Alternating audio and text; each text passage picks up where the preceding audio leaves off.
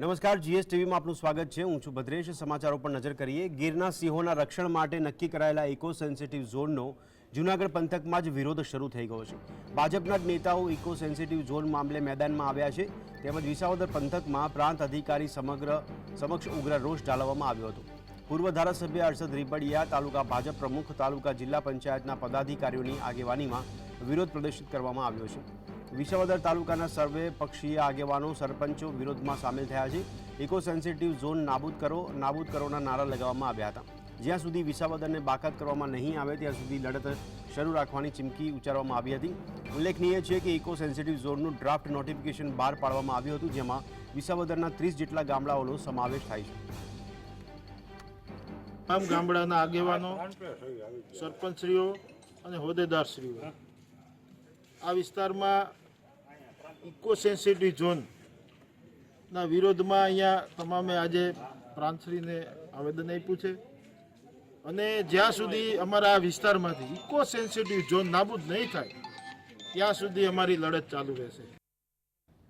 તો આજ ઘટના અંગે અમારી સાથે અમારા સંવાદદાતા હિરેન જોડાયા છે, તેમની પાસેથી માહિતી મેળવીશું। હિરેન, જણાવશો, જે રીતે રોષ ઠાલવવામાં આવી રહ્યો છે ત્યારે હવે ભાજપના નેતાઓ જો મેદાનમાં ઉતર્યા હોય તો તંત્રમાં કોઈ રજૂઆત કરી છે કે કેમ લેખિતમાં?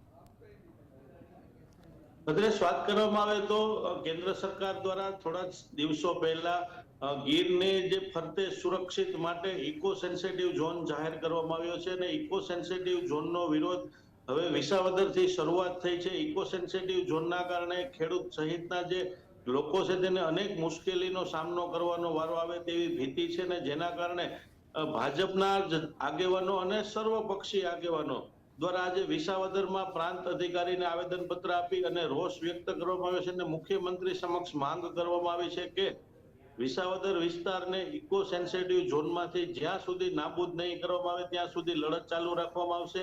ઇકો સેન્સિટિવ ઝોન લાગુ થવાના કારણે અનેક વિસ્તાર જે વિસાવદરના ગામડાના વિસ્તારો છે તેને મુશ્કેલી પડે તેવી ખેડૂતોને ભીતિ છે અને ભાજપના જ આગેવાનોએ આ ઇકો સેન્સિટિવ ઝોનના વિરોધની આગેવાની લીધી છે તેવું પણ સામે આવી રહ્યું છે।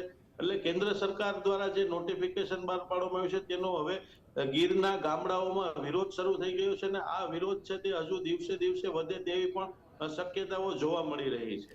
હિરેન, આપે કીધું એ પ્રમાણે કે જે સમગ્ર ઘટનાક્રમ જેમાં ભાજપના નેતાઓ જ મેદાનમાં ઉતર્યા છે તો લેખિતમાં કોઈ રજૂઆત મુખ્યમંત્રીને કરી છે કે સિંહોને સુરક્ષિત કરવા માટે ઇકો સેન્સિટિવ ઝોન ખૂબ જ જરૂરી હતો અને સુપ્રીમ કોર્ટની ગાઈડલાઈન છે કે જે અભયારણ્ય વિસ્તાર હોય તેની આસપાસના વિસ્તારને ઇકો સેન્સિટિવ ઝોન જાહેર કરવાનો વર્ષ 2016માં કેન્દ્ર સરકાર દ્વારા ડ્રાફ્ટ નોટિફિકેશન બહાર પાડવામાં આવ્યું હતું અને તેમાં 3 લાખથી વધુ હેક્ટર વિસ્તાર છે તેને ઇકો સેન્સિટિવ ઝોન જાહેર કરવાની તજવીજ હતી, પરંતુ તેનો વિરોધ થયો। ત્યારબાદ eco sensitive zone 1 lakh kilometre કરી નાખવામાં આવ્યો અને એનો વિરોધ થયો।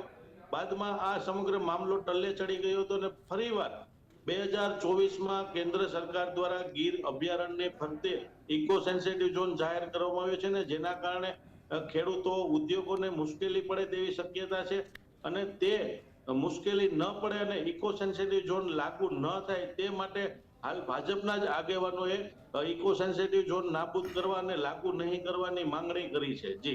જી હિરેન, ધન્યવાદ સમગ્ર માહિતી આપવા બદલ। તો દર્શક મિત્રો, ભાજપના નેતાઓ જો મેદાનમાં ઉતર્યા છે અને રોષ ઠાલવી રહ્યા છે। મુખ્યમંત્રી સાથે રજૂઆત કરવા માટેનો સમય પણ તેમના તરફથી માંગવામાં આવ્યો છે।